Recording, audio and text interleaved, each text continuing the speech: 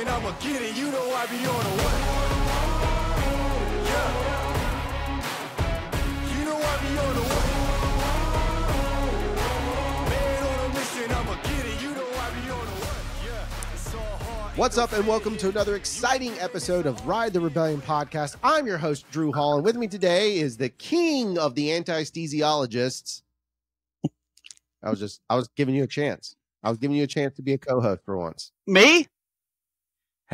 What's up, party people? I'm the king of the Central Alabama turn up, the AntiSteeziologist.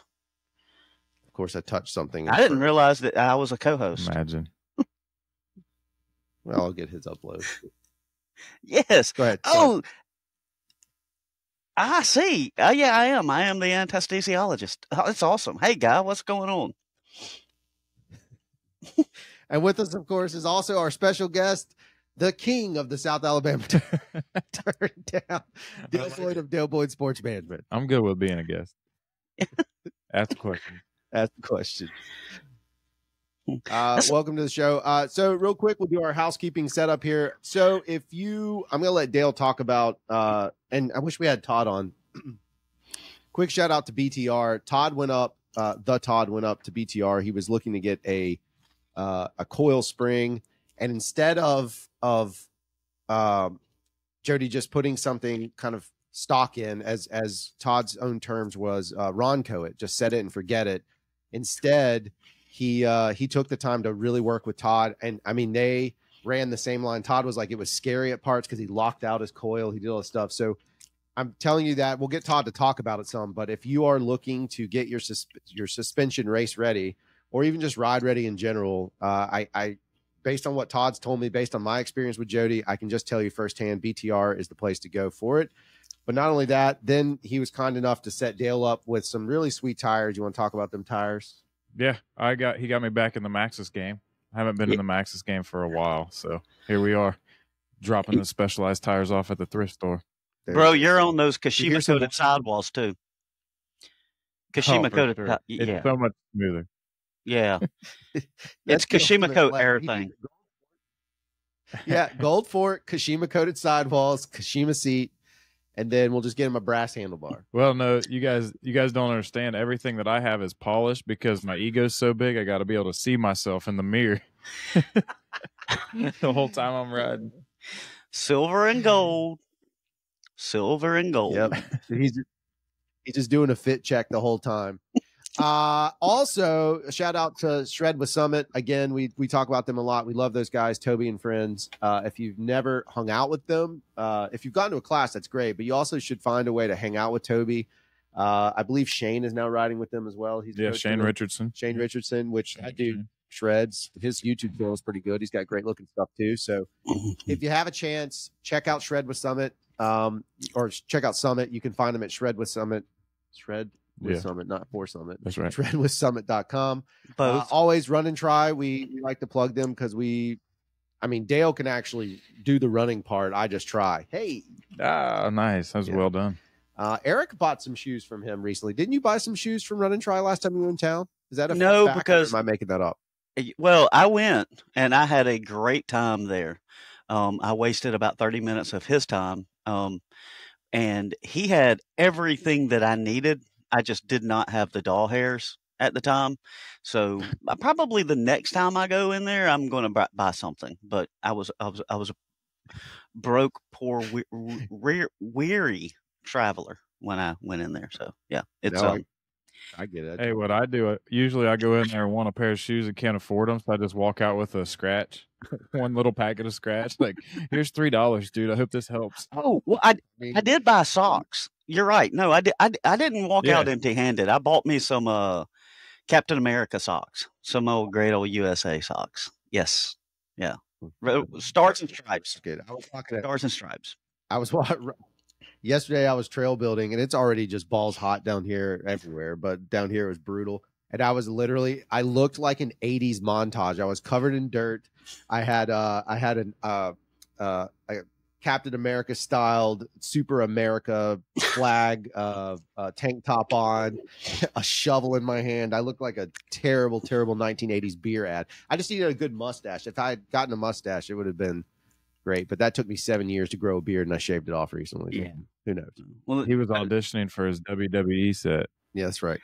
this I started noticing that my beard has started becoming white instead of red because I'm redheaded, and and so not to jump into where I've been, but I was at one location the other day, and I actually was wearing this exact same shirt because they were there, and one of the kids was like, "Whose dad are you?"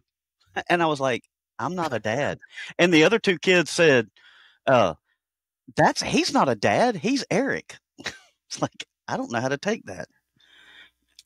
So That's like one of those childish double whammy super Right. slaps is what you got. You got like they hit you right hand and then left handed and came through. he's not a dad, he's Eric. I'm like, Yeah. am I not capable of being Oh, a that dad? sounds like a T-shirt. No, I Well- think I need to make you a shirt that says, "I'm not a dad, I'm an Eric." I have that hoodie that says I'm the Funkle, it's just like a dad, but way cooler. So Right.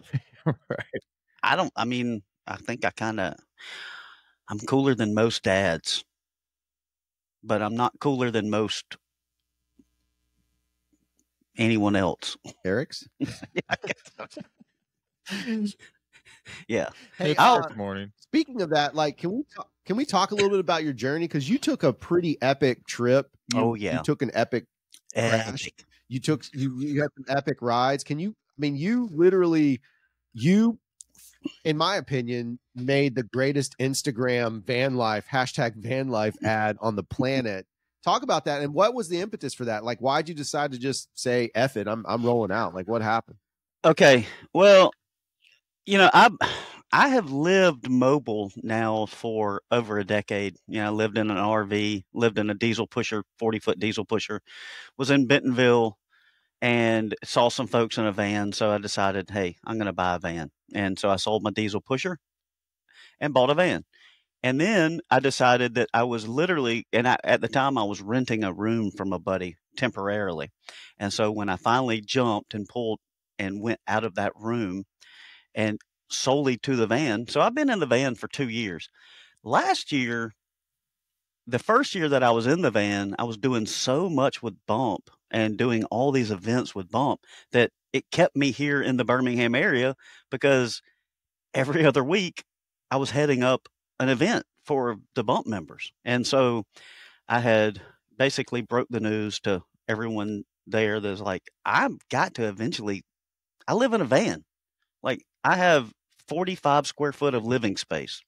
So I've got to go. I've got to get going. Otherwise, why am I just living in a van in a Walmart parking lot in Hoover, Alabama? So it's like, that's not true. I wasn't, but it kind of felt that way sometimes. So that's why I needed to go. And I did go. And so I went out west and I spent a month in Utah, as well as places in between Alabama and Utah. So it was primarily Sand Hollow and St. George. And so here's where it gets tricky. The Utahians call it hurricane. Well, how would you pronounce? Right. What would you say it's called? Oh no, it's hurricane. It's hurricane. It's hurricane. That's right. Yeah. And you live in a town called Mobile? That's right. Right, yeah. No, it's pronounced Mobile. Deal. And some of the ACA parents actually have shirts that say BEEL, Mobile. Yeah. Yeah. MOHBEEL. Yep. Yes. So, it's fun because when I'm out at a place like Southwest Utah, everybody, as soon as I open my mouth, they're like, "Where are you from?" And I like to do this little thing where when someone with a California accent asks me where I'm from, I'll quickly, in a straight face, say Salt Lake City. And they look at me like, Brilliant. and I'll look at them and look away and just keep talking about whatever we're talking about. And be like, well, closer to Provo, but yeah, Salt Lake City. and they're just like completely confused. I love it. I lived in Seattle for a while, and I used to say that. I used to, when people would ask me, they're like, "Where are you from?" I'm like, "Bellingham," and just look away and just keep talking. I love confusing people, and I guess I can keep a straight face doing it. So, yeah. Well, yeah, there's definitely no doubt you bring the fun to the trail out there. I noticed, like, in a lot of the posts and stuff I saw, like I noticed. I mean, there was a lot of locals. You had a lot of locals out there. Was that timed that way, or is it coincidence? Is it just people you? I mean, Eric Dude, knows very few strangers. So, what was that situation? that area of Southwest Utah. So first of all, I mean, I guess I did know this, but subconsciously knew it. Utah is the #1 state to live in right now. There is no better state to live in. It has, like, the last 5 years been ranked the top place to live. And then on top of that, obviously Salt Lake City's been there forever. Moab has been there for 30 years. Everyone knows Moab, but the new and, like, brand new, like, just mecca place is that Southwest Utah in and around St. George. And it's, at the footsteps of Zion National Park, which Zion's amazing, but the whole area is amazing and it is booming. And I'm talking, when I say booming, like, you blink and there's another strip mall or just shopping center that has popped up and houses galore. So that area, I know, and not many people who already live there, they don't want you to know that it's perfect because they don't want, like, we live here now, so we don't want you to live here. But I know, like, half a dozen people that already live there that have started moving in there for the last 7, 8 years, and then some people as recently as 6 months. So I have a lot of friends there. And you have a lot of friends there. Everybody has a lot of friends there, especially if you know people from California, because so many people from California um, are leaving that state, and one of the places they're moving is Utah. So, and Is Southwest? Obviously the bike culture is big there, but is Southwest? I mean, does it get? Because I used to go snow skiing in Salt Lake City, like, growing up. That was like a spot we went all the time. But is that area, like, does it still get the winter effect, or is it south enough that they can ride year round? I mean, what's the situation on that side of it? it's crazy that the weather patterns, aside from the humidity, the weather patterns are almost identical to Central Alabama. So, like, while I was out there, it was in the low 90s, and it's in the low 90s here right now. So, and in the winter months, it will dip overnight. It will dip to below freezing, and then we'll come back up to, like, the upper 30s, the lower 40s. So it's almost identical. It's just way drier, like, because obviously it's a desert.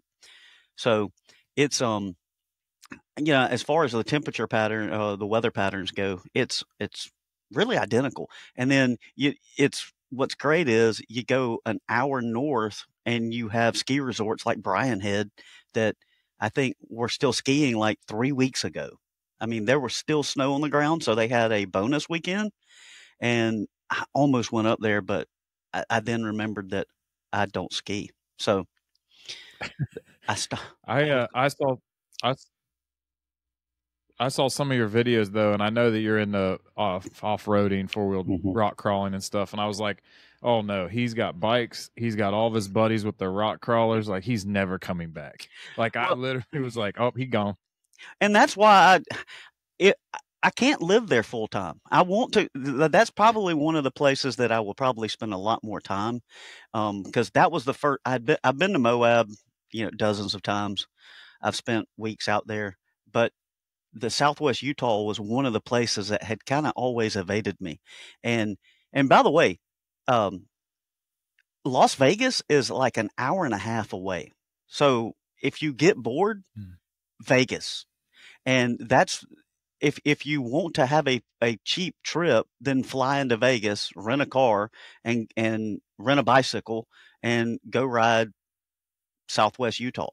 I mean, it's or hook up with a buddy who's got a razor or a rock crawler, and and go hit Sand Hollow. Sand Hollow is one of those places. So if you go to places like Moab, they're like, stay on the trail. Do not diverge from the trail. But Sand Hollow is just like, hey, look, there's a bunch of rock formations over there. Go try it. Just go try it. So the videos that you were watching, where some of my videos, I was videoing these guys going up these crazy monstrosities. That's just what they do out there. They're like, there's a rock. Let me go see if I can climb it. So it's almost like a sandbox. Awesome. Yeah, it's a sandbox. Just go play. How was the riding out that way in terms of, your adjustment? Because one of the things I always find interesting, and all I have to compare it to, the most Western I've ridden was Phoenix, but that's the most West I've been able to ride. But how is the riding out there from, because you and I are both riders, but we're not like necessarily like the boys that are going to bomb down at like death, breakneck speeds, no pun intended. But how was, yeah. He's pointing at Dale. How was the? Oh, was I pointing at? I thought I was. So I thought I was pointing at AntiSteeziologist. I thought that was on it's on my screen. I'm pointing at AntiSteeziologist, and it is so super tech, like every single trail. So there's a trail at Oak Mountain State Park called West Ridge. And if anyone knows what West Ridge is, it's a super technical trail. You can get good flow on it, but you have to have more momentum than you do really anything else. And almost every trail in the Sand Hollow, St. George area is tech. And the reason why it's tech is because it's primarily all rock. So you'll have like 6-inch ledges up to a foot ledge, up to just like trails that go up there. And, it's the ground is sandpaper. That the rock, it feels like sandpaper. It's very much like Moab. So basically you hit this section like that and you're like, okay, I guess we're doing this thing. And you just pedal right up it. But it's tough. And I can't show you my legs, but I think you alluded to it earlier. I wrecked, and I was doing about 25. I was following my buddy who lives right around the corner from that trail system. And the trail is called Pushing 10 for anyone who's ever been out there. And we were just flowing. And I had that split second, not even 10 seconds before the wreck, but just a thought occurred to me. I was like, man, this would be a horrible place to go down. Well, guess what happens?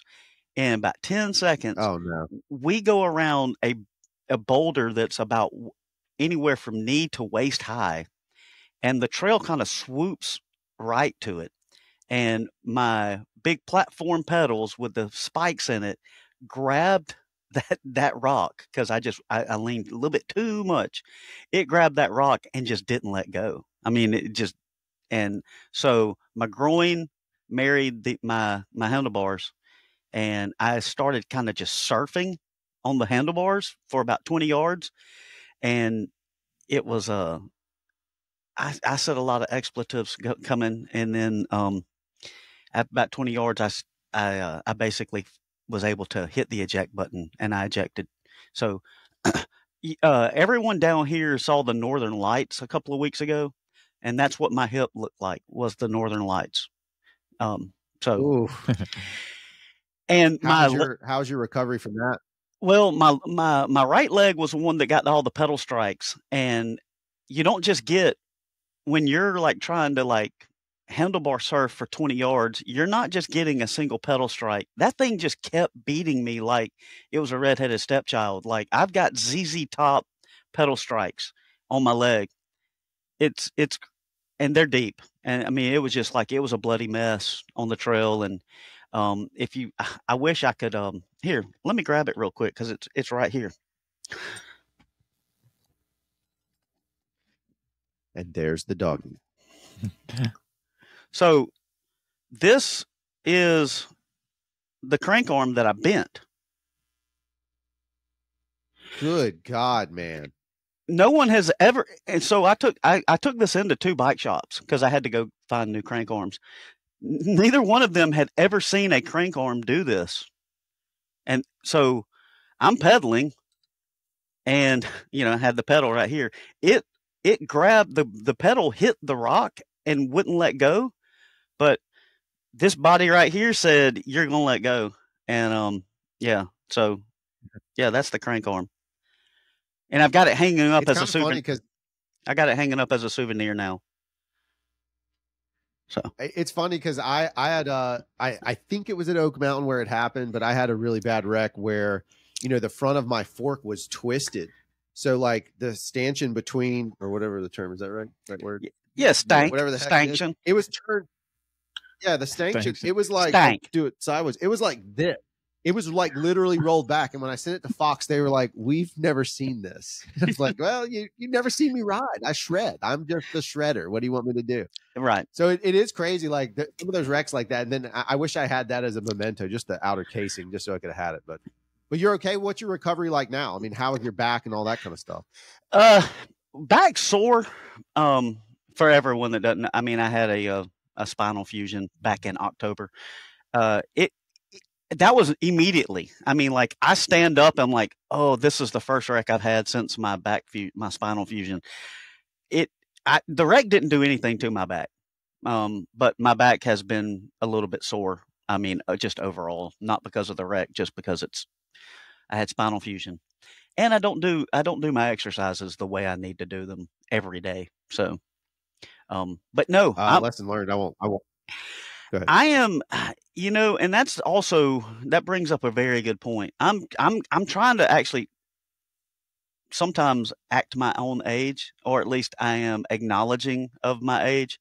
And I'm going, I need to stop doing this stuff. Otherwise, I will end up in the hospital big time if I continue to try to just, you know, be a steesiologist when I am, in fact, an antisteesiologist. So, yeah, my back. Speaking of our one of our steesiologist tattoo artists that owns Man War Tattoo, form of your tattoo meet, He's straight out. Kevin Black has just had surgery because he ruptured his Achilles and tore up his calf muscle. Like when his Achilles ruptured, it went all the way up his calf. But he wasn't riding. No, it was post ride. Yeah. And so I was about to say to you, is like one of the things that I've had to learn, and you know, they make fun of me all the time because I look like I'm practicing Kama Sutra on the bike path, but I literally will, when I'm done riding, I have to stretch now because I have back issues, I have all kinds of stuff. But and to Kevin's point, he was like, "Man, I wish I would have stretched more," because obviously, like, you get those muscles that tight, and then something goes wrong. But now that I've done that, my back stuff has alleviated a lot more. And yes, I look like a chump. I don't really care because the pain is not worth, and not being able to ride is not worth it. And I'm with you. The older I get, the more conscious I've become about, like, wait a second, maybe I need to rethink what I'm doing with myself in these points. I want to keep riding. I don't want to just ride once and be like, well, guys, I hit it, but I'm also done. In fairness, last night you looked like a weirdo because you had a red, white, and blue tank top laying in the middle of the trail. That is fair. All sweaty. Doing pelvic thrust. Pelvic thrust, yes. Well, you can always make a geriatric The Rebellion podcast, because that's kind of what we're doing now. What this is? I think that's kind of what we're doing. Yeah, that's what we're doing. It's like, oh, woe is me. It's like Hangover the Rebellion, and that's what we're doing. Is it's like everyone's sitting around talking about their hangover. We joke about all the funny stuff we could do with this podcast. Then we look at our demographic of listeners, and we're like, oh wait, 40 to 60-year-old white men don't really care about that. Yeah. Well, no, but you know what though? It serves a purpose. It all serves a purpose. That's my thing. It's like it all serves a purpose somewhere. So, and we've talked about like the mental health trade out. I have to be on a bike. I have to have that time. Lately I've been in trail build mode because I've had a real stressful couple of weeks. And so I don't normally build during the summer, but I've just been destroying my body out building trails because I didn't have a choice. So I think we say that, but also this podcast is hopefully an encouragement to a lot of people, like, hey, your mental health, physical health, all that stuff's important. Your fit check, all of those are important. So make sure you're doing the right bits. Oh, did you say fit check? Is it? Oh, we're not doing that. We're not doing a fit check. We can't do a fit check. You haven't done any for a while. I hadn't done it in a hot minute. The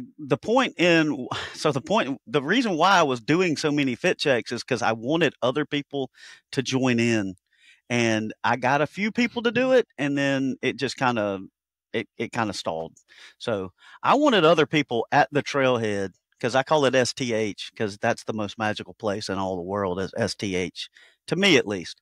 Um, I, it's great to go out there, and I work remote, so a lot of times I'll just go out to the South Trailhead and sit there and work remote. But the problem is when I am actually busy at work, I can't really open up my door and talk to people. And once people see you there, they want to interact with you. So I can't go out there and hang out in the middle of the day like I used to.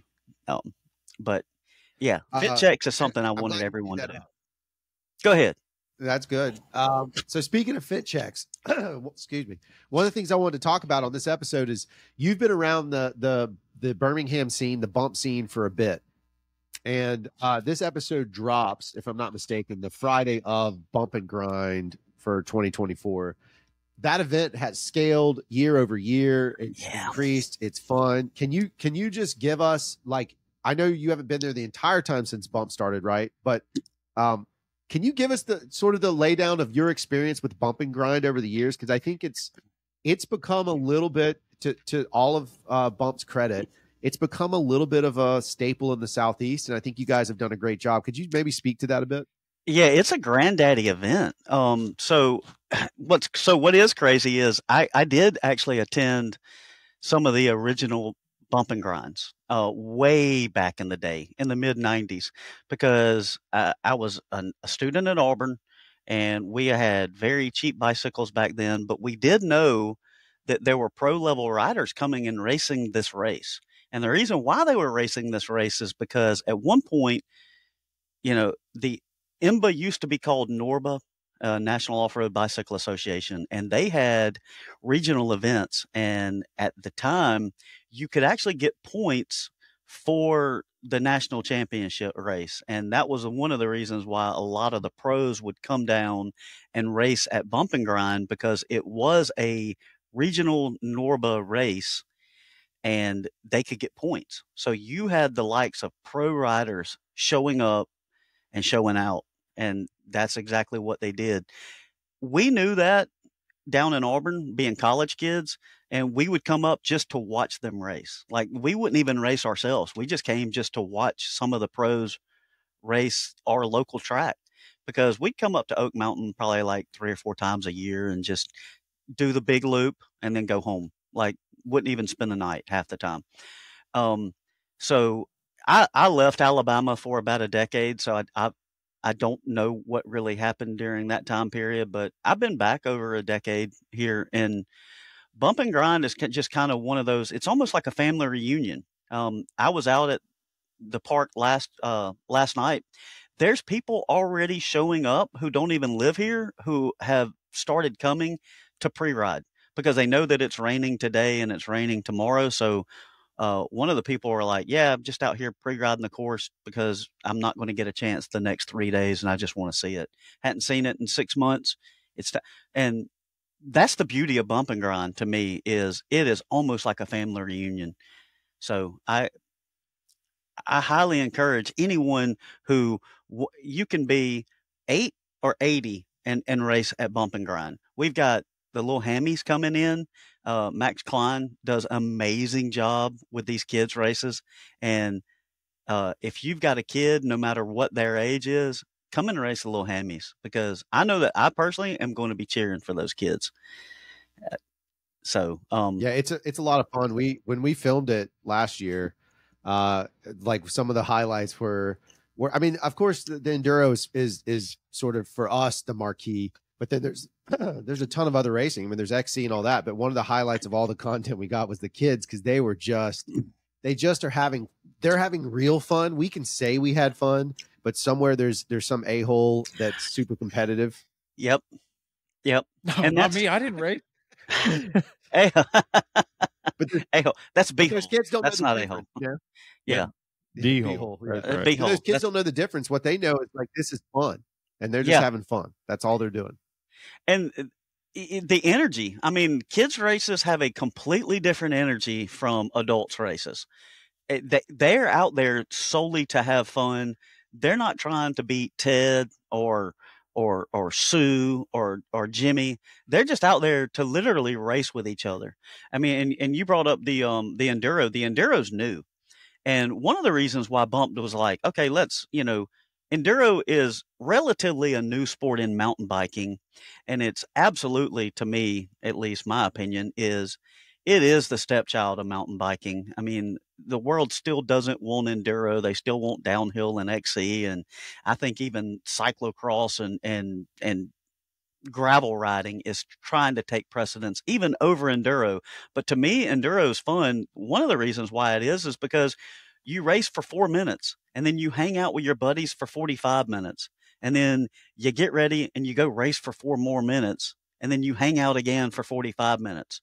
That's the reason why enduro is fun. When you're out there racing XC, you're out there for 2 hours all by yourself. Now, granted, everyone's around you, but no one else is talking to you.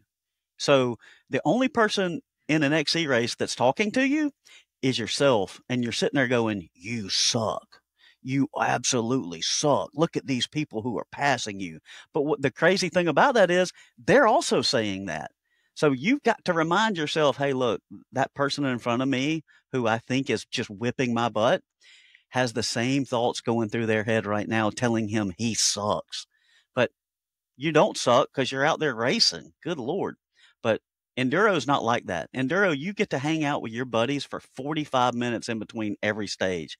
And one of the things that Oak Mountain has this stigma that an XC racer can come to an enduro and win at Oak Mountain.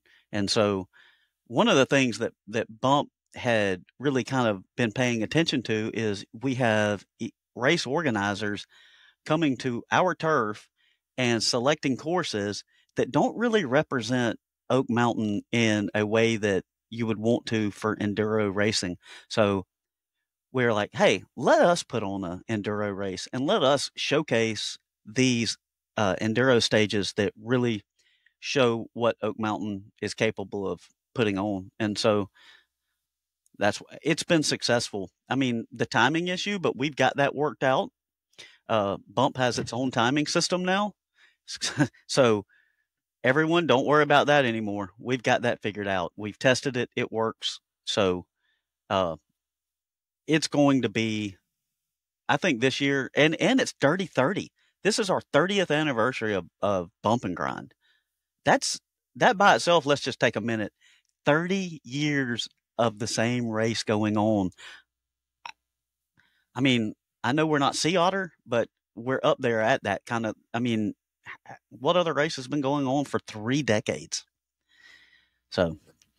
Yeah, and it makes you wonder or like think about because you're a volunteer. You've volunteered for a lot of things, like all the different volunteers that have put effort, time, blood, and energy just to continue that event and make it better every year. Because not only does it have to be better, it has to be different, right? If it starts becoming stagnant if it's the same thing all the time. So I think the enduro part might have like breathed some new life into that race itself, Yeah. Like, oh, we can go do the short track stuff too. I think the short track thing for us was a really fun. I was going to say, that was the takeaway of all takeaways.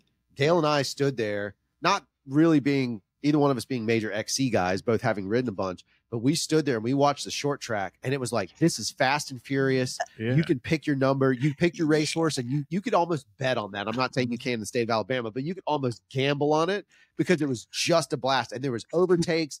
And then there was people standing at jumps where some people wouldn't hit them. And then all of a sudden you were there for that. And then Eric's like cheering people on and people would hit these jumps they'd never hit before because they were really hardcore XC riders.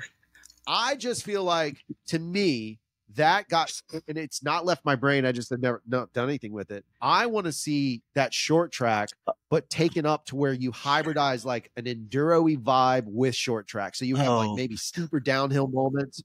So if you were able to hybridize that to where it became a true test of, and I'm going to toot his horn for a second, of somebody like Dale's Fitness who rode a lot of XC, but if you have somebody that can ride down and ride up really well, that to me would be so fun to watch, especially if it was like a short enough loop where you're like 3 minutes watching them and you put them to the test. I just think that it's going to be a special place that can do that, but I think Oak Mountain could be that place. That would be that would, and we would have ambulances on standby, plural ambulances, amber lamps, because yeah, there was Ambulances, yeah. amber lamps is, yeah, somebody lost their teeth. Yeah. That was, yeah, but they had more though. They had more. So, losing two ain't that big a deal. multi. Yeah.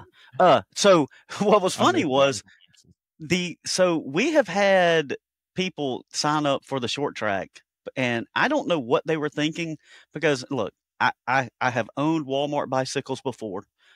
So I'm not making fun of that, but we actually had a family show up and registered for the 1 mile race.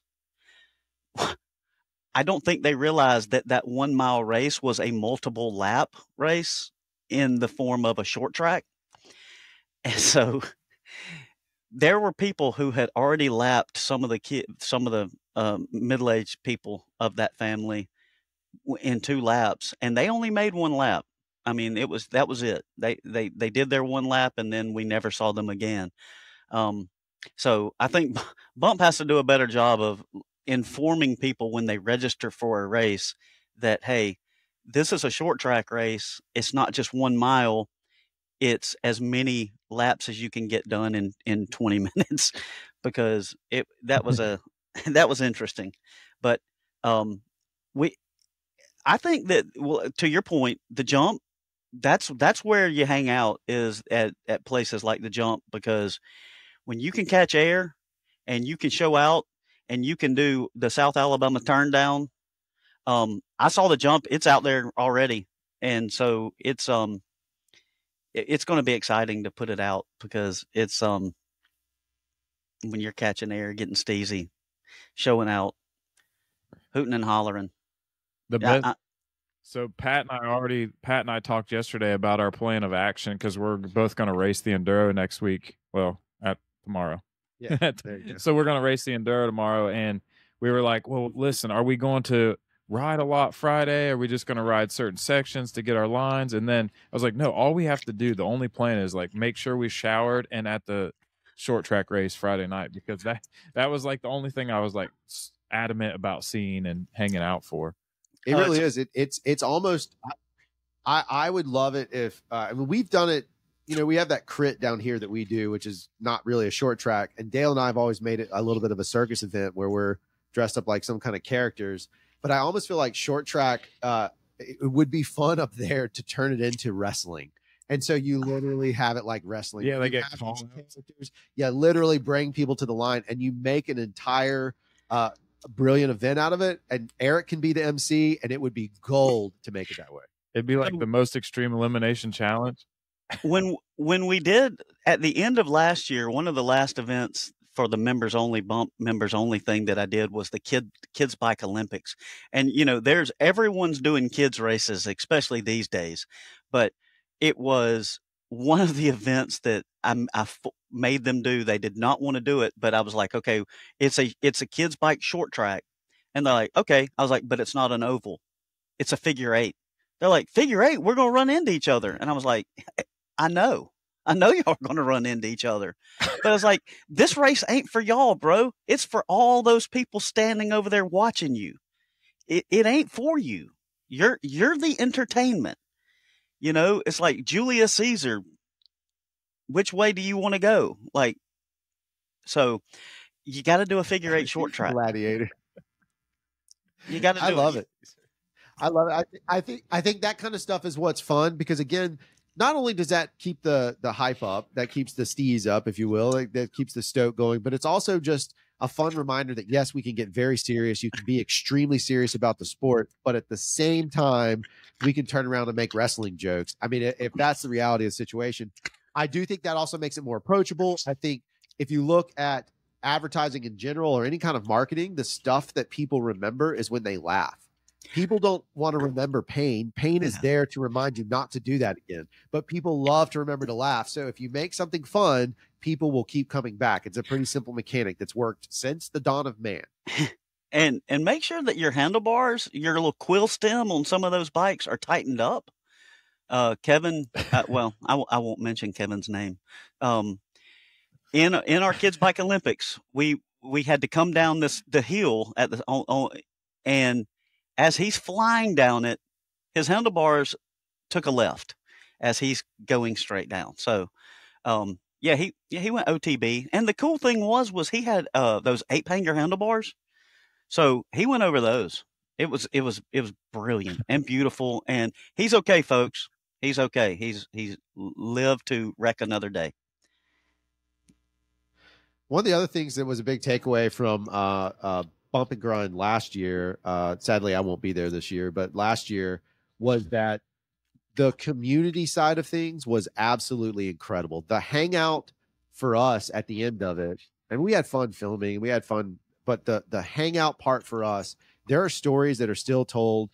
Some can be told on this, some can't, but there are things that happen. Yeah, and it was not a drunken bunch of idiots. It was straight, sober, funny, just absolute comedy. Good times. I mean, and the thing about that is like the majority of it's innocent, right? But yeah, some of the things we can't tell. Hey, this year, there's actually, just to keep the party going, there's a DJ. We literally have a DJ at Dirty 30 this year.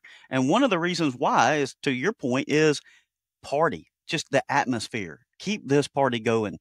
And so Saturday especially, there's going to be a DJ. I don't know if he'll be there Sunday, but man, it's just all about community. And, you know, it's like what we used to always say, no one ever lost a tailgate. I mean, so that's kind of where we're going with that is you may not win the race, but we want you to win the event, and everyone can win the event. So just come out, have a good time. Yeah, that's a good point. You can race. Go ahead and race. Race with me to see who comes in last, because I'm not coming in first. I'm coming in last. And I think to the race of, okay, I don't want to poo-poo on XC. I love XC. I think XC is going to be a kind of a class that will always be around. It is like when you have an event like Bump and Grind that's got multiple criteria, like we've got the short track race, we got the kids bike race, we've got the enduro racing going on, we have the Omnium where if you enter 3, you're entered into the Omnium, and then you have the Granddaddy XC race on Sunday.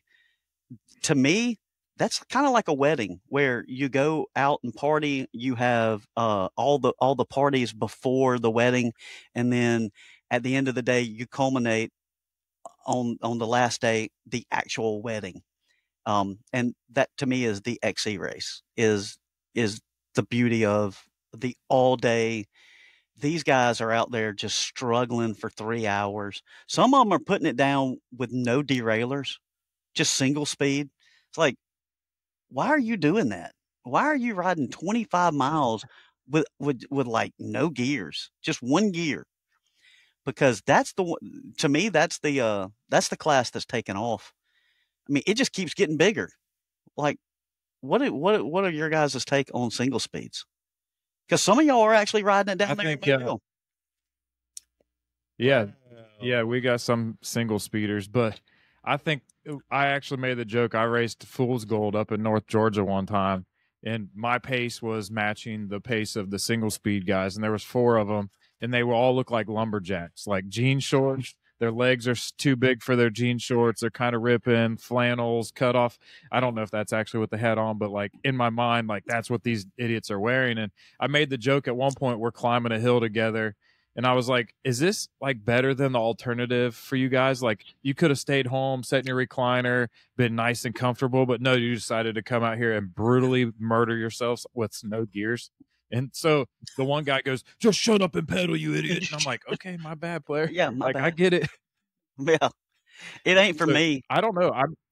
No, it's not for me either. I think it's like it becomes a gateway drug for some of these guys that do these ultra races and this stuff. It's like, okay, I did this, I pedaled. It's just another step of like, okay, we've gone full circle where I had the full suspension bike with 12 gears.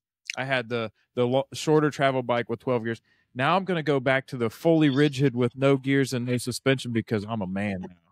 Like To the I've made point it. of I feel like single speed is the competition within the competition within Yeah. the competition. Yeah, it is. You know, so it's like it's literally like you can puff your chest so big because you single speed it. And I'm not knocking it because it's fun. I think back to like that's the first bike I had was a single speed, right? And I was Yeah. dipping around. It's interesting because I was thinking about one the other day about a single speed, and I was like, I mean, I have enough bikes, so that's not going to happen.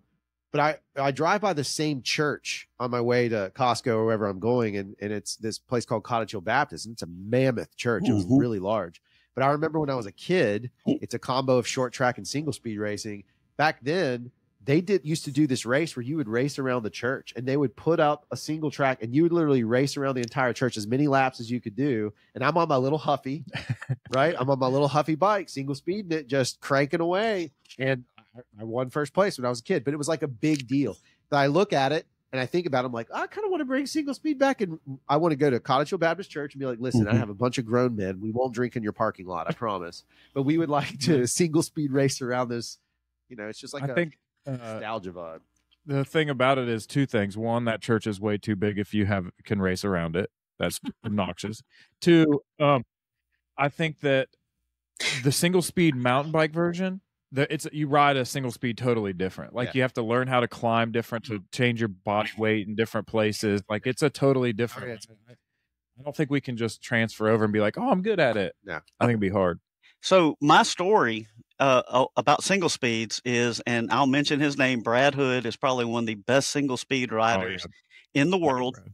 Okay, so I had known Brad for a long time. We were at Nakalula Falls for a Go Nuts race a couple of years ago. I had just gotten my e-bike, and I have a Pivot Shuttle e-bike. It's beautiful, love it.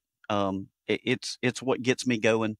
So Brad was going to take me around the race loop. He's like, I know it. It's not taped yet, but follow me. So I'm going, Brad's a beast. I know that, but he is on a fully rigid single speed. I'm going, okay, I'll have to wait on him. We hit the first hill. Dude drops me. I'm on an e-bike, and he has dropped me on a single speed. I was like, well, I'll get him on the downhill. Guess what? I ain't get him on the downhill. The dude dropped me on the downhill. And I'm like, I'm on a 160 front, 140 rear e-bike, and homeboy ain't got no suspension. I mean, I guess his knees just have great cartilage or something. I don't know. Because he dropped me on the downhill and was literally just waiting on me at the bottom, just slow pedaling, going, oh, there you are. So that's my story on single speed.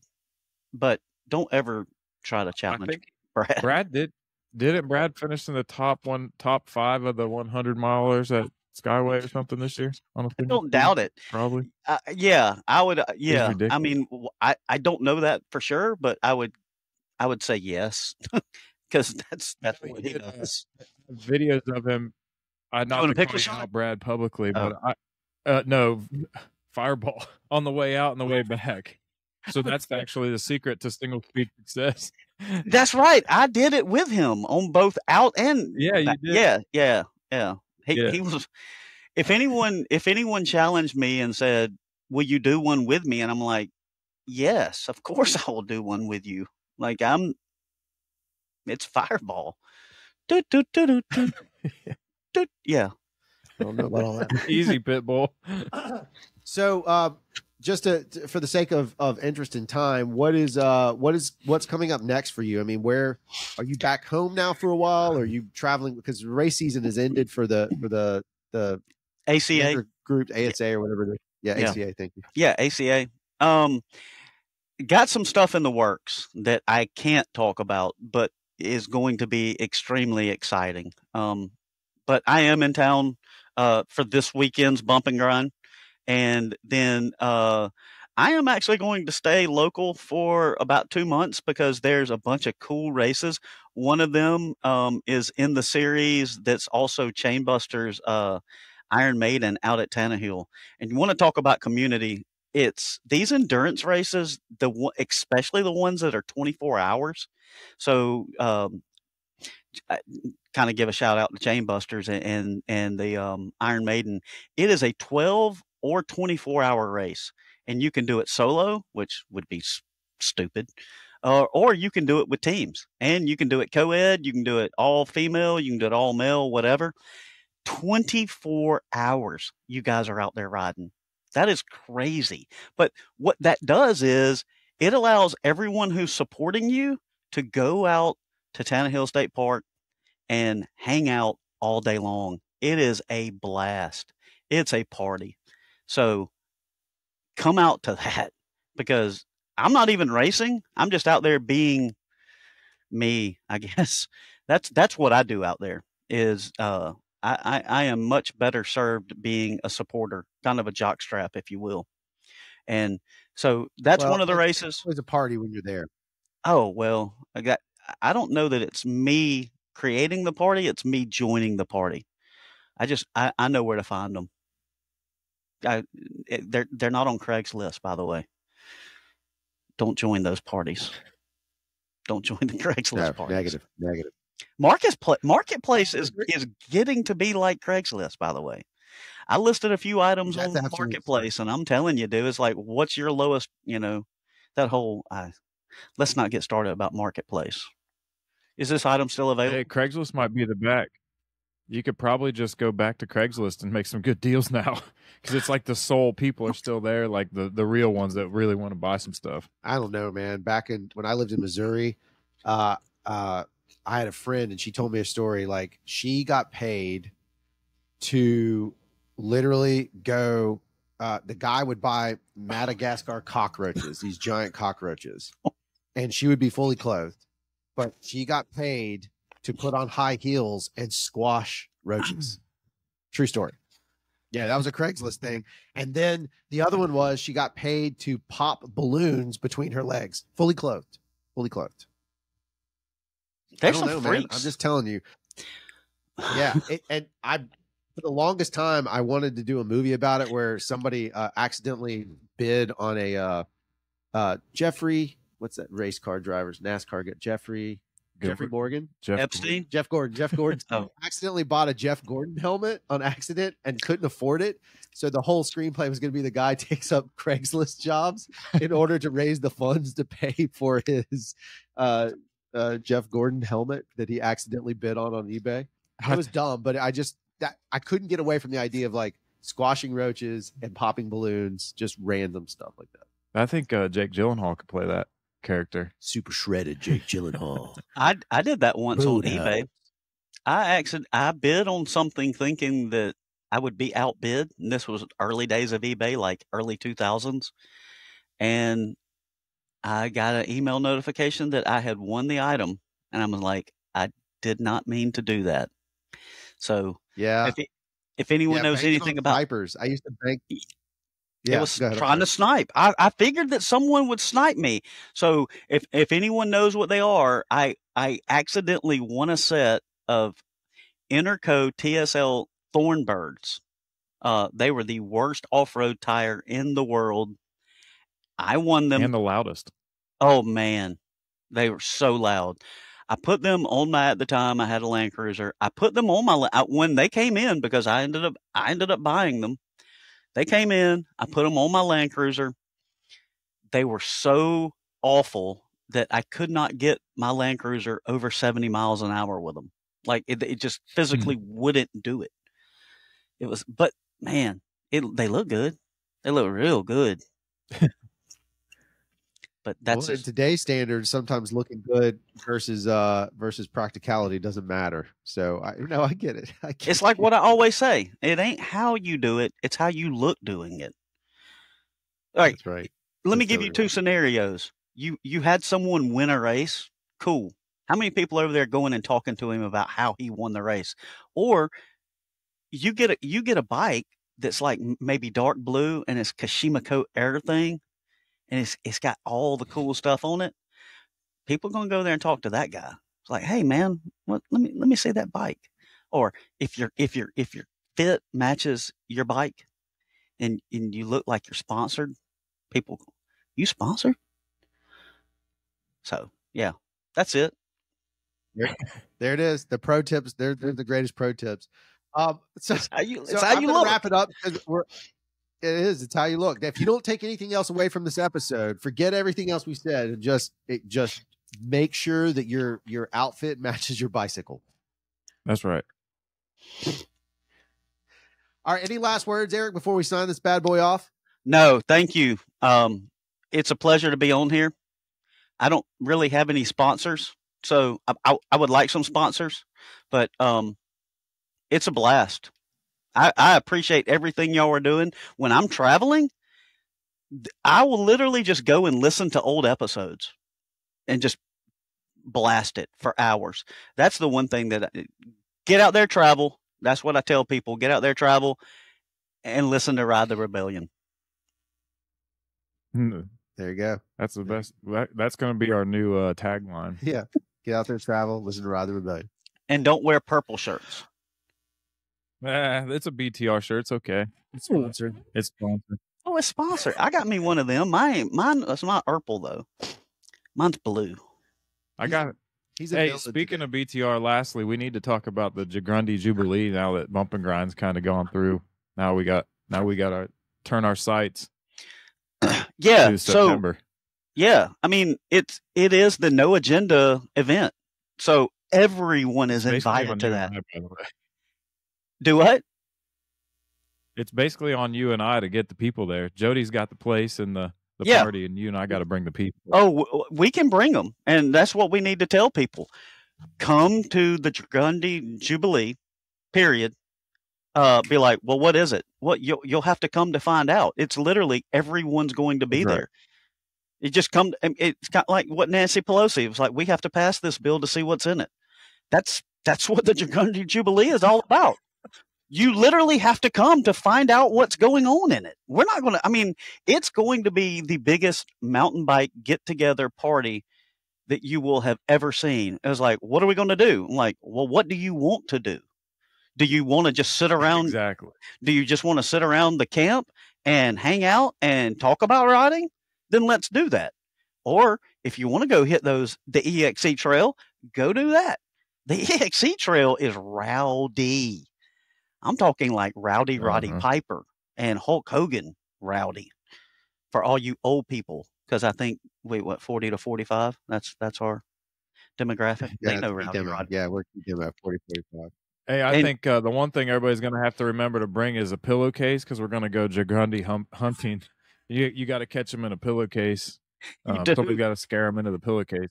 Yeah, I think it was Snipes that was, but we're gonna Jagrundy it. Oh. It was Wesley Snipes. Yes, it was No, the IRS caught him for dodging taxes. Well, bro, it wasn't the IRS. It was the state of Alabama that got me this past week, and they told me that I had owed more taxes than I had.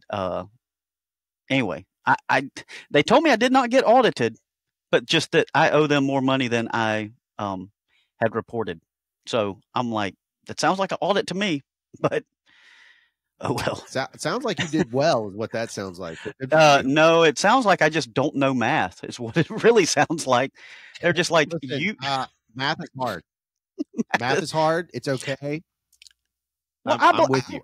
It's like I told the lady, because I actually called and got on the phone with them, and I told the lady, I said, it ain't my fault. It's this calculator's fault. I didn't add these numbers up. The calculator added the numbers up. Like, so yeah. I'm gonna open the episode with that, and people are like, "What are they talking about?" Yeah, taxes. Yeah, taxes. All right, taxes. Well, that is going to do it for this episode of the Ride the Rebellion podcast. Thank you, Eric, for hanging out with us. Always a pleasure. What a treat. Just remember what Dale Boyd says. Get you an Eric party. I don't even know.